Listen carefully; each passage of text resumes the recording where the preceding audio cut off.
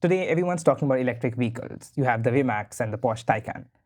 But what if I told you Ferdinand Porsche was making electric sports cars 100 years ago?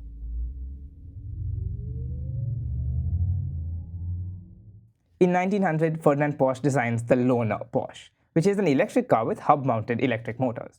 Around a century later, Porsche, the company now, designs the Taycan, which is an electric sports car all over again. But in that century in between the two events, we have a very controversial story. We have jail sentences, Nazism, forced labor, sports cars, and the Volkswagen Beetle. Ferdinand Porsche, the founder of the Porsche company, was born in what's now the Czech Republic, then part of the Austro-Hungarian Empire. He loves engineering and automobiles, but he doesn't really have a formal degree. As a fun experiment, he's designing sports cars, and he designs the Loner Porsche, which is an electric vehicle back in 1900, and it has hub-mounted electric motors. Back then, the world hadn't chosen what powertrain they wanted to run. They were debating between steam power, petrol, and obviously electric. The machine he designs, working for the Loner company at the time, is an electric one. It's a really heavy car using lead acetate batteries, and it can go only about 50 kilometers an hour, which is actually pretty revolutionary for the time. But we see something really cool.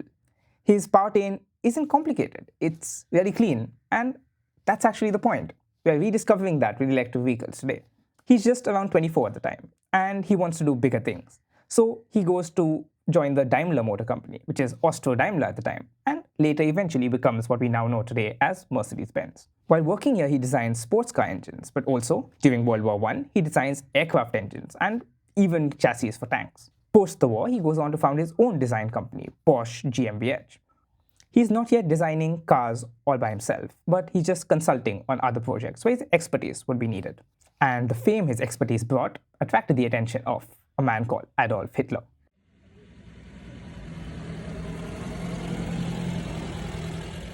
In 1933, Adolf is trying to reform the Austro-Hungarian Empire, now modern-day Germany, and work his way through all the sanctions put upon them. Hitler's trying to be a socialist at the time, and he wants to have a car for the people. And he consults Ferdinand Porsche. He wants to build the first Volkswagen, which is literally people's car. He has three main demands. It should be affordable primarily, it should seat 5 people, and it should go up to 100 kilometers an hour. And Porsche wins the engineering contract. He builds what's then the Volkswagen One, and later on is christened the Volkswagen Beetle. So when coming up with the Beetle, Porsche makes 3 engineering decisions that would go on to influence Porsches even today. He opts for a rear-mounted engine, torsion bar suspension, and no compromises on durability. Now stuff turns a bit dark.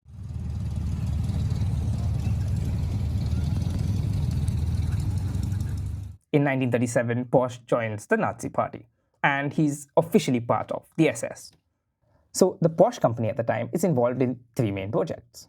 The Kübelwagen, which is a multi-purpose military vehicle. The Schwimmwagen, which is an amphibious vehicle. And the chassis concepts for what will eventually become the Nazi Tiger tanks. He uses indentured forced labor in most of his war projects, which would eventually lead him to be arrested for war crimes. Even though his legacy is technically brilliant, it's not humanitarian.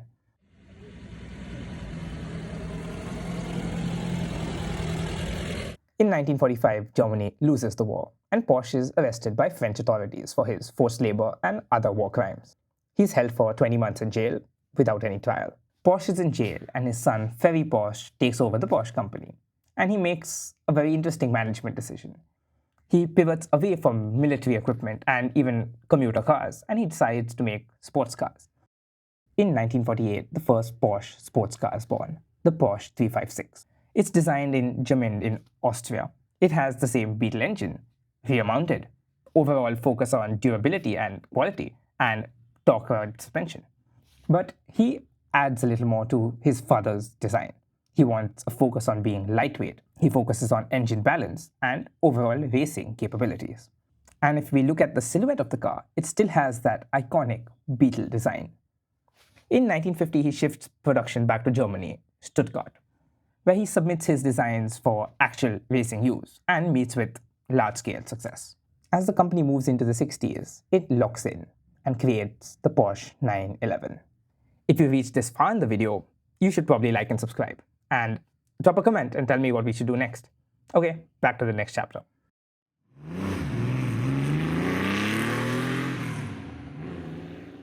In the 1960s, Porsche decides to lock in their sports car identity, and they designed the successor to the 356, the Porsche 901. And they debut it at the Frankfurt Motor Show in 1963. But here's where they hit their first roadblock. Peugeot objects. You see, in France, Peugeot had trademarked the three-digit model names with a 0 in the middle. They had models like the Peugeot 203, 404, and the 504. And Peugeot had been using this naming convention from the 1920s. And Porsche decides to avoid a legal battle all across Europe where Peugeot already sells their cars and locks into the 911 name, which is iconic today. And that's why Porsche 901s almost don't exist. We have just 82 production models in existence. It's essentially the same car as the 911, just different badging. And they are extremely valuable collector's pieces today. The 911 carried the core principles from the 356. They added an air-cooled 6-cylinder engine, improved suspension, and the distinct fastback silhouette that remains core to Porsche design even today. At the time, most engineers considered rear-mounted engines completely unreliable, but Porsche disagreed. He knew that the rear-mounted engine was core to the handling and overall stability of his design, which was exactly why it was put in the Volkswagen Beetle originally. And that's where one of the core principles of Porsche is locked in. They moved away from reinventing themselves. They decided to stick to their design and iterate. And that's why, from 1963 up to today, Porsche pretty much looks the same.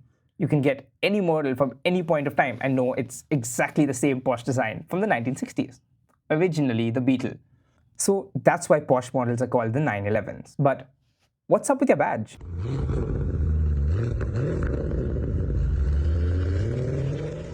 The badge is symbolic of Porsche's regional identity. It combines the coat of arms of Württemberg and the crest of Stuttgart City. And they're both based on a shield, which is symbolic of German heraldic design, purely representing geography and proud regional heritage.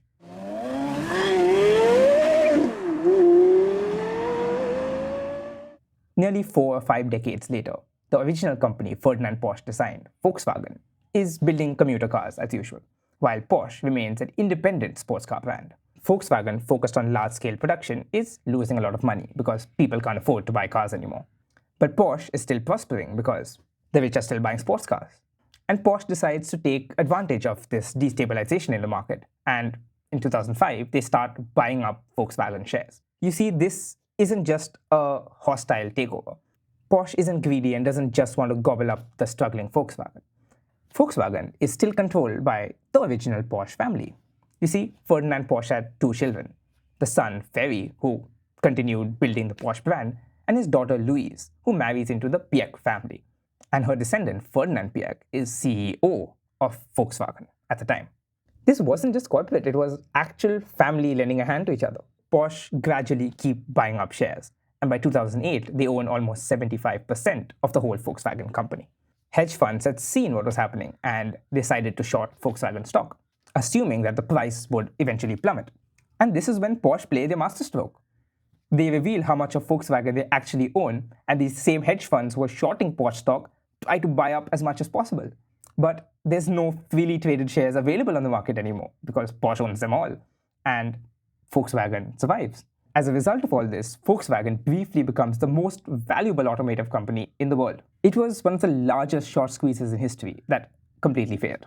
But nothing comes free, and there's a problem here. You see, Porsche incurred a lot of debt trying to buy up Volkswagen.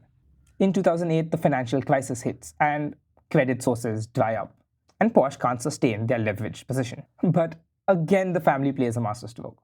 Instead of Porsche taking over Volkswagen, the Volkswagen company buys out Porsche, and Porsche becomes a sub-brand under the Volkswagen umbrella. But Porsche SE, the financial arm of the Porsche company, owned by the Porsche and Piech families, is still the major shareholder in the Volkswagen group. So now the structure works like Porsche SE owns Volkswagen, who own the Porsche Automotive Group. It's a complete circle with the original founders of Porsche and Volkswagen still sitting at the top.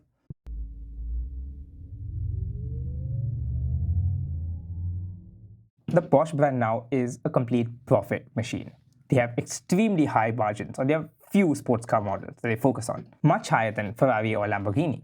They make simple cars with simple, everlasting design that everyone wants to buy, because everyone knows if you want a real sports car, you buy a Porsche. And they have a highly diversified portfolio. They have sports cars like the 911 and the 718. And they're one of the first companies to realize that pivoting to high-performance SUVs like the Cayenne is really financially profitable, because SUV practicality with sports car performance is a winning formula. And even in 2020, they've added EVs and high-performance hybrids to their portfolio. And they have one of the greatest successes in motorsport history, winning the 24 Hours of Le Mans multiple times, and even now trying to re-enter Formula One. And like we mentioned earlier, in 2020, the company comes full circle, and they launched their EV sports car, the Porsche Taycan. If you reached the end of the video, like and subscribe, and drop a comment telling me what you liked about it. We publish shorts every day, mostly history and etymology, and a lot of motorsport. Thanks.